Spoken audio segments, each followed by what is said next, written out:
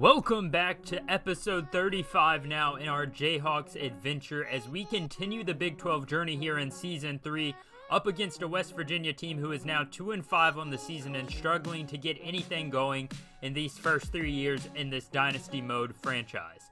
Can the Mountaineers come to win today? We don't know. Last year they were able to upset us in a pretty pivotal matchup that kept us from winning 7 games before going into that bowl game. If we had taken down the Mountaineers when we could have, it would have been an easy 7 or 8 win season last year rather than the 7 we ended up with after the bowl game.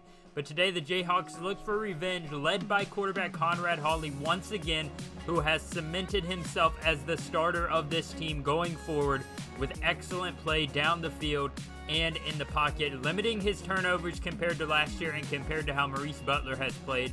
And today we go down to the field as the Mountaineers get the ball first. They have a young quarterback back there, but they still have some experience on that offense as the quarterback would try to sprint out, and Garrett Green, one of the youngest players on this team actually, will only get 1 yard on the play. That is his youth showing there. He had a very quick time when it came to pressure. He was always on the run, but on a 2nd and 9, he sends his tight end in motion. Green does have his running back Johnson to his left. They don't give it to the running back again. Green wants to let go of this one, and he's intercepted.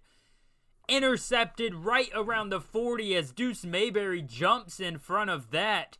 And we get to see this offense a lot earlier than expected. Conrad Hawley, as we all know, is the quarterback right now for this team, as he's going to fire it outside to Cardell, who with some great blocking is going to get downfield about the 20-yard line. That one would go for 18. Now a 3rd and 5. We have had some field goal troubles this year. Last year, Jacob Borsia was getting a little bit better, but he's kind of went back to his first-year troubles as Trevor Cardell once again. This time only for 12, but another first down. So a 1st and goal quickly. Devin Neal up the middle. Great blocking, and he's into the end zone. 4 yards on the play for number 4 there as he begins his day with probably one of the quickest touchdowns we've had all season long. Less than 2 minutes into the game. Jayhawks up 7. Now Garrett Green on the next possession fires to Ed Moore right down the middle on that slant route. And that would be 7 yards. So far, Green has struggled. 2 of 3 and the interception. On 1st and 10, he goes to his tight end, O'Laughlin. And Mike O'Laughlin breaking tackles down the field. Finally brought down from behind after 43 yards. And Garrett Green starting to move this offense downfield after a lucky break there on a quick crossing route. Now 2nd and 8, he wants to give it to Johnson, and Trey Staley is there to shut Justin Johnson down for just 1 yard. So they would settle for a field goal here. This is the thing about the Jayhawks defense this year. They have been able to bend but not break. They limit teams from scoring touchdowns and force them to short field goals. Here on a 1st and 10 on the next drive, Devin Neal with 11 yards. We saw last week what he can do when he takes over a game. Now 3rd and 10, way down the field on that same drive. It's going to be a pass, and Hawley is going to get sacked. Pump faked there, and he loses 12. 4th and 22. This one's a long one, more than 40 yards, and it's just going to fall short. Borsia didn't have the leg for it at all. And once again, the Mountaineers would get the ball back on a 3rd and 12 with a little over a minute remaining in the first quarter. Garrett Green wants to throw. Nobody open, so he just has to take that one, losing 6 on the play, as that was Caleb Taylor. Now, final seconds of the quarter, the Jayhawks again on a 3rd down. Hawley rolling around, looking to throw. Nobody open, so he does it himself, and he dives for the 1st down. 10 yards on that one. Nice way to set up the beginning of the quarter. 2nd and 6 now. Hawley under center. He wants to throw it again, so he goes outside to Grimm with a beautiful spin move down to the 15-yard line. That would be a 20-yard catch and run there. Now 3rd and goal. Conrad Hawley out of the shotgun. It's going to be a read option where he keeps it himself, and he will walk into the end zone. 2 pancake blocks on that left side, setting up that easy walk-in touchdown. So now the Mountaineers in a bit of trouble now, down by 11 as Green gets hit hard. That ball just goes flying out of control. Now a 3rd and 10 with a little over 6 minutes remaining, 6:05 to be exact. Green does have Johnson beside him. This time he goes outside to a man who got behind the zone. He's into the open field down to the 10, and Jonquay Lewis brings down Sam Brown after 66 yards. 2nd and goal for Green. Looking to make a comeback, giving it to Johnson, but he gets brought down 4 yards behind the line. So once again, the Mountaineers struggle to get anything going in the red zone as they settle for another field goal. So 3rd and 4 on the next Jayhawks possession. Besides the few productive drives we've had, as Daryl Porter Jr. drops the sure-handed pick 6 there. But this Jayhawks offense, besides its productive drives that had led to touchdowns, everything else has pretty much been a 3-and-out or a loss on a huge sack as Green goes to his tight end, Mike O'Laughlin, who breaks into the open field again. He broke 2 tackles, make it almost a 3rd there as he gets it down around the 30-yard line. Not the fastest player, but he just has those moments where he just cuts upfield and nobody's there as he gets it again, falling forward that time for an extra 5 or 6 yards after being tackled. So 1st and 10. Green looking for the end zone, but he's got his man Malashevich on the right side. Grayson Malashevich for 17 yards, setting up a 1st and goal right around the 2-yard line. We've seen this before. Green on the option play, and they go for the running back. And he's got an easy 2-yard walk-in touchdown there. They would not get the 2-point conversion. So this game would stay 14-12 with a little over 2 minutes remaining in the quarter. As you see another quick 3-and-out there for the Jayhawks. So the Mountaineers have excellent field position on their next drive. 1:48 and counting. Green out of the shotgun. Looks to throw. Wheeler was almost there for the interception. Instead, the reliable tight end O'Laughlin has a 7-yard catch and run. Now 2nd and 3, Green is all alone in the backfield, firing. Got his man Malashevich, and that's Grayson again for 19 yards. 1st and goal now. This drive is going forever. They've taken over 30 seconds now on just a few plays, and Ed Moore into the end zone. So we would find the Jayhawks here a little bit less than a minute left in the half as Devin Neal doesn't even get a 1-yard gain there on 3rd and 1, but they would settle for a 4th and 1. Let's go for it here. Nothing to lose with a little under a minute remaining, and they generously give him that 1st down. Really didn't look like he made it, but we've only got 42 seconds to do something with it. On 2nd and 11, they go outside to Golightly. Tristan Golightly finally making an impact today. That's 12 yards on the play on the go route. This time, Hawley got 2 men in the backfield, wants to throw again, going outside to Graham, who dives into that one down around the 4-yard line. Now 1st and goal, the clock continues to run. Hawley firing, and he's got him. Looked like a professional 1st-round pick right there. Conrad Hawley was poised and collected on that drive as we take the lead right back going into halftime. Now up 2. Devin Neal in the 2nd half has come alive. Last week against Iowa State, he had a monstrous performance in that 2nd half, tallying over 75 yards in the 3rd and 4th quarter. This time, we're looking to rely on him and extend this lead. 2 back-to-back 10-plus yard runs. 3rd and inches now, though, as they don't give him a generous spot. So we look to give it to him again. Probably going to keep it on the ground as they do with Neal, and he's got even more than he needed. He's got about 7 yards on the play. The Jayhawks lead could do with some extending, though. Hawley now does have Pesek Hickson in the game, but Cardell to his right on a 2nd and 11. Hawley looking to throw to Hickson, who's got it and falling forward for about 12 yards. Lucky spot there as he's able to push the defender over. So a 2nd and 1. Devin Neal's got another touchdown in his eyes, and he's got in there. 1 yard on the play. Looked like he might get stuffed up the middle, but he's able to push down those defenders right down the middle. And this Mountaineers offense is looking for an answer. Now down by 9. Not the worst position you can be in as considering where they started at. And Justin Johnson says he's not worried at all as he opens the 2nd half with his undoubtedly most productive run of the day. That one for 29 yards. So 4:15 remains in the first 10 now as they get a sack. Garrett Green on the screenplay. Read perfectly by Cornell Wheeler, and Taylor and Parker come in for the sack. So now a 3rd and 20 as he gets sacked. Again losing 7. 4th and 26. They would punt it. And the Jayhawks have another 3rd and 2. As we've seen, they've been productive on a lot of these 3rd downs in the 2nd half. That one would go for 9 yards as they continue to be conservative and keep it on the ground. Now a 3rd and 8. Hawley out of the center position. He is brought down. Losing 7 on the play. He tried to crawl out of that one, but Kerry Martin Jr. Had him in his grasp too much there. Less than a minute now in this third quarter on a 4th and 1. Huge hit on Garrett Green. That one was massive in this game. And now we go into the fourth quarter with a chance to put the dagger in the hearts of this Mountaineers offense and defense. Devin Neal would start the drive with a 7-yard run. Less than 8 minutes now. We're 10 seconds away in the quarter. It's a play action for Hawley and a big sack. Loses 7 on the play. Exactly what you didn't want to do if you're this offense, is get behind the sticks on first down. But on 2nd and 17, he's got a man outside who gets a foot down.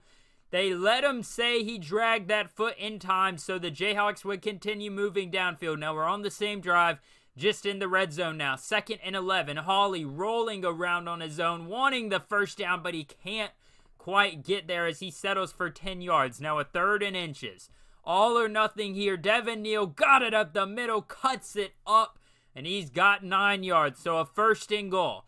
11 plays, 72 yards on this drive. Getting into the end zone is the freshman tight end, Ryan Hart, number 85. His first catch of the year goes for a crucial, most likely game-winning touchdown if this Jayhawks defense can hold up as they have in this second half so far, as Mike O'Laughlin gets hit hard on that one. Still, though, the Mountaineers do have a chance. 35-19 is the score. 4 minutes remaining on a 3rd and 11. Green is going to go to Johnson, who does make a man miss. And they are staying alive in this one. Less than 3.5 minutes now remaining on a 1st and 10, right around the 32-yard line. Green looking to throw. Nobody's open, so he dumps it out in the flats. The fullback, Justin Miles, with a 12-yard catch and run there as the clock continues to tick down. Less than 3 minutes now. Green out of the shotgun. He has Miles and Johnson in the pocket with him. He wants to throw this one again. Going outside, and he's intercepted. That would just about do it as the Jayhawks come out victorious for the 2nd straight week after a disappointing loss to Oklahoma 2 weeks ago. We take down multiple Big 12 opponents as you see our offense with 2 minutes remaining. Just needed a few first downs to do something, and there you go. Stephen McBride, final timeout by the Mountaineers, and we run that clock down all the way to triple zeros in a 35-19 victory over West Virginia, who upset us last year in a crazy game.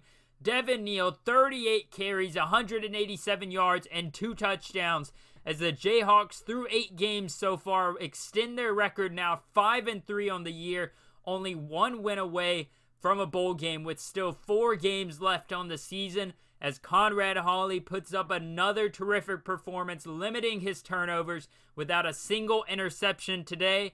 And the Jayhawks are in a perfect position to go forward into the bowl games this season, hopefully with a massive upset next week against the number 8 ranked Texas Longhorns. And honestly, this was probably the best performance we've put up as a team overall. 20 for 30. 238 yards, 2 touchdowns, no interceptions for Conrad Hawley. He did get sacked 4 times, which is the one thing I would like him to improve in our games going forward. 38 attempts is massive for Devin Neal, but he did perform well. 5 yards per rush, 187 yards, 2 touchdowns. He just seems to get better as the day goes on, and the more carries we give him, the more he does with them. So I just have to keep giving him the ball. 7 for 98 and a touchdown for Luke Grimm. Trevor Cardell had an efficient game as well. 5 for 62. And down here, Ryan Hart. First touchdown of his young career and only 1 catch in his career. 1 for 3 yards and a touchdown. You just love to see stuff like that happen.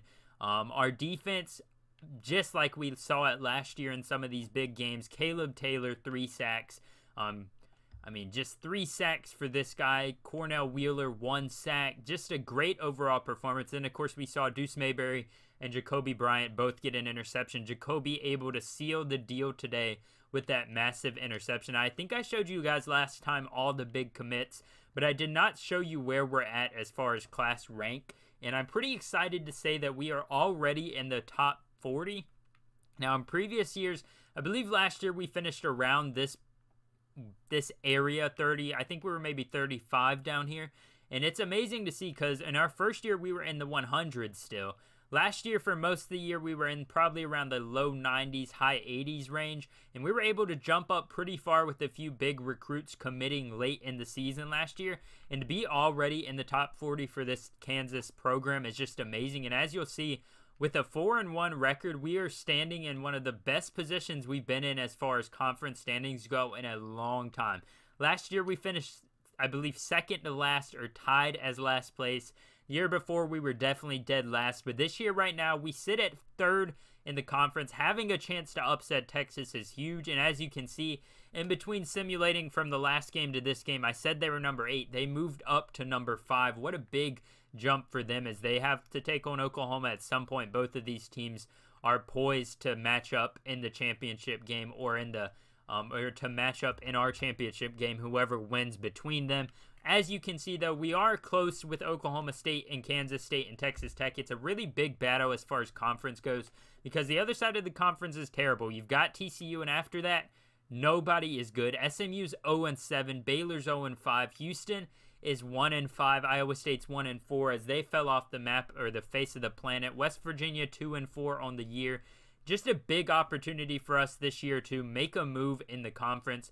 And as you can see, and as mentioned, we have a big chance of doing that this year. Hudson Card, 24 touchdowns, 10 interceptions, already well over 2,000 yards. Conrad Hawley's still about 500 away from that mark, but he didn't start through the first few weeks, so that's understandable. Bijan Robinson, 138 for 897 and 6 touchdowns. He's had a great year so far, and Texas has been near unstoppable, and they actually already played Oklahoma. I didn't realize that wasn't their last game. Usually it is, but here they are. 23-42 they lost, but every other game they have been fairly dominant. Notre Dame kept it close. Rice was able to keep it close. A lot of these games have been a lot closer than they should have, but then they get to like Baylor. Texas Tech was a blowout. I mean, Oklahoma State wasn't that close. 13 points is semi-close, and then they beat TCU reasonably by 11. Kansas State by around 16. Just a big matchup and a big opportunity for us. As we know, this series we've had a tough time against ranked opponents. If I can find it, we haven't really been able to make that significant ranked win. Let's see if we can find head coach Smeems over here. Right now against the top 25, we are 2-7. Just not a good record overall so far. We're 17-16 at Kansas, which is a good overall record to be winning. But 2-7 against ranked opponents. I wish we could see who exactly we beat in those two games. But I believe Oklahoma State in the first year was one of them. And I can't exactly remember who the second one was. It may have been Iowa State last year. I can't remember if we did. But we've had our difficulties against ranked opponents. Oklahoma's beat us every time.